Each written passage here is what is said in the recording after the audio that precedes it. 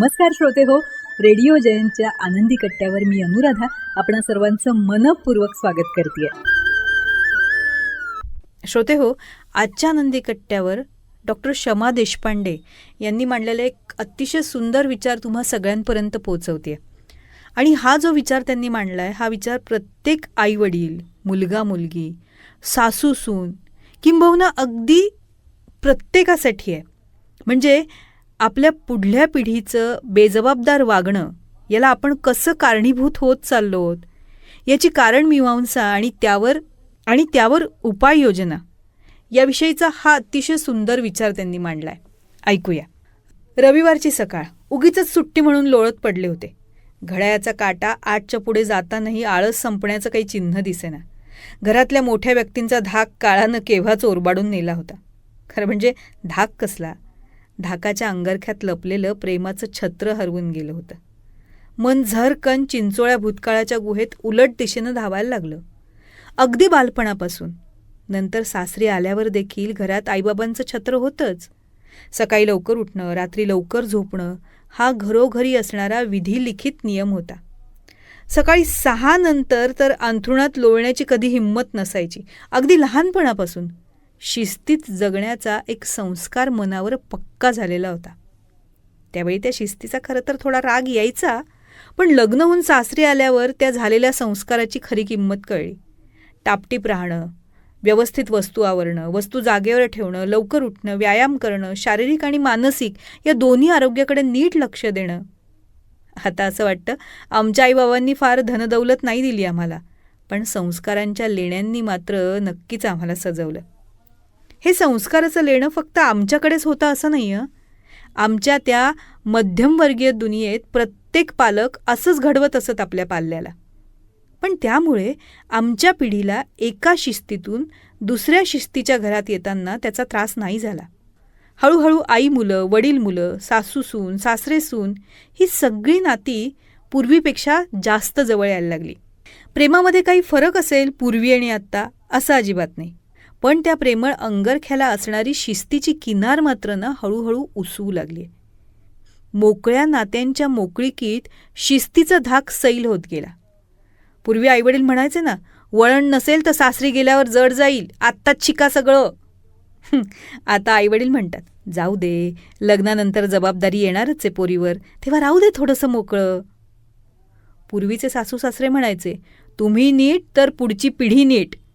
आणि आताचे सासू सासरे म्हणतात, कशाला नवीन सुनेला धाकात ठेवायचं, लागेल वळण हळूहळू.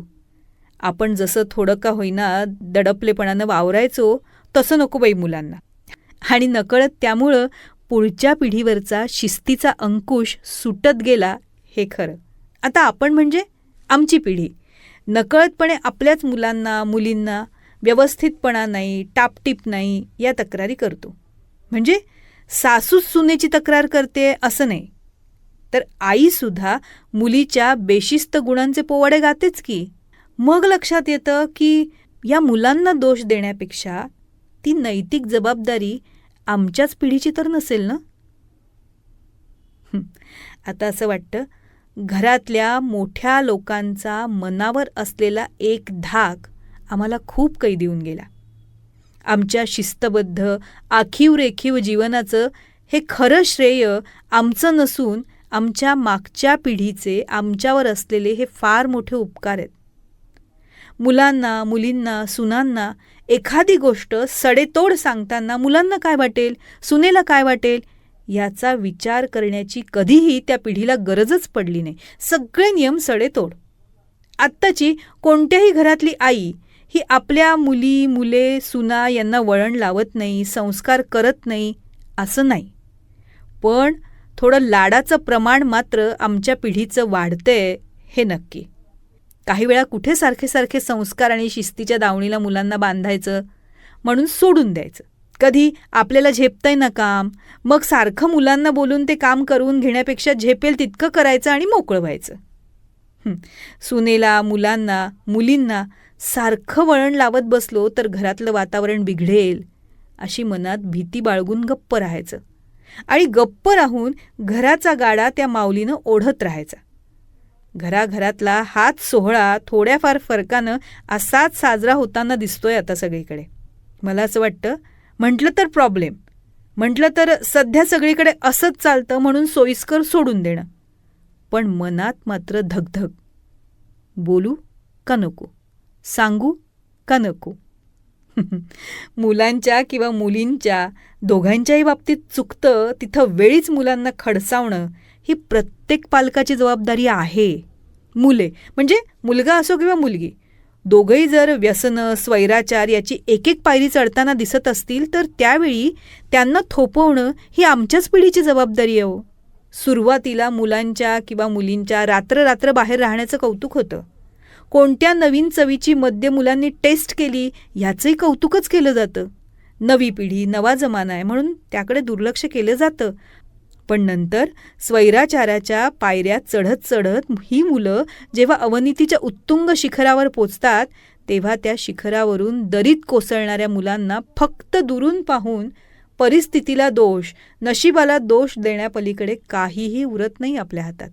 घरातल्या छोट्या छोट्या गोष्टींची शिस्त मुलांमध्ये रुजवणं जितकी महत्त्वाची आहे तितकीच किंवा त्याहूनही अधिक महत्त्वाची गोष्ट म्हणजे आपली मुलं मुली घराबाहेर वावरताना त्यांच्यावर एक मर्यादेचा अंकुश असणं हे गरजेचं आहे. चारित्र्य, व्यसनं, पार्ट्या, कुठे किती थांबायचं हे जर मुलांना समजत नसेल ना तर मग पालकांनी त्यात हस्तक्षेप करणं अगदी आवश्यक आहे. पण आजकाल सांगू कशी तुला मी? या परकेपणातून, संकोचातून, भीतीतून पुढच्या पिढीचं आपण नुकसान करतो हेच मुळे आपण विसरून जातोय. मुलांच्या कोणत्याही चुकांना निर्भीडपणे विरोध करणारा समाज कुठेतरी हरवत चाललाय. मुलांना बोललं तर राग येईल, विरोध केला तर संबंध बिघडतील या भीतीतून प्रत्येक चुकीची गोष्ट थंडपणे पाहणं हे मुलांवरचं प्रेम थंडावण्याचंच एक लक्षण आहे, हे लक्षात घ्यायला हवंय. ज्या मुलांवर तुम्ही प्रेम करता त्या मुलांना चुकलं तर रागवण्याचा तुमचा अधिकार आहेच. सुनेला जर तुम्ही तुमची मुलगी समजून मुली इतकंच तिच्यावर प्रेम करत असाल तर मुलीच्याच नात्यानं तिला रागवण्याचा पण तुमचा अधिकार आहे. उलट मोकळेपणानं तिला चुका न सांगणं, न रागवणं म्हणजे तुमच्या नात्यात अजून परकेपणाचे असं समजायला हरकत नाही. संस्कार एका पिढीतून पुढच्या पिढीत जात असतात. कळत नकळत तुमची मुलं तुमचं अनुकरण करत असतात. मग ते मोबाईल तासनतास बघणं असो किंवा दुसऱ्यांचा अनादर करणं असो किंवा बेशिस्तीचं वर्तन असो. एक म्हण आहे ना, पुढला बैल नेटा तर दावील दाही वाटा. खरं म्हणजे पुढची पिढी खूप हुशार आहे हो, समंजस आहे, कित्येक बाबतीत आपल्यापेक्षा सरसच आहे. चुका होतात पण चुका स्वीकारणं आणि त्या सुधारणं यासाठी हिंमत लागते. आणि त्याहीपेक्षा अधिक हिंमत मुलांच्या चुका योग्य वेळी निदर्शनास आल्यास त्या मुलांना त्यापासून परावृत्त करण्यात असते. केवळ चांगुलपणा मिळवण्यासाठी आमच्या पिढीनं म्हणजे आई, वडील, सासू, सासरे, आजी, आजोबा या सगळ्यांनीच सांगू कशी तुला मी या भूमिकेचा त्याग करणं ही एका सशक्त समाजाच्या निर्मितीसाठी असलेली छोटीशी गरज आहे, हे आपण सगळ्यांनीच लक्षात घ्यायला हवंय. पटतंय ना?